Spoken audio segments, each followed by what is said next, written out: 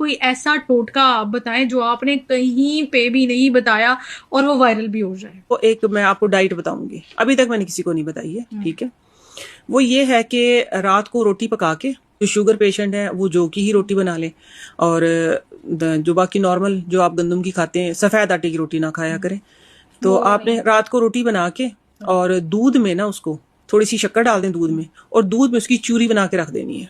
दूध हो मलाई उतरा तो उसके अंदर आपने चूरी बना के रख देनी, और सुबह सिर्फ उस चूरी से नाश्ता करें।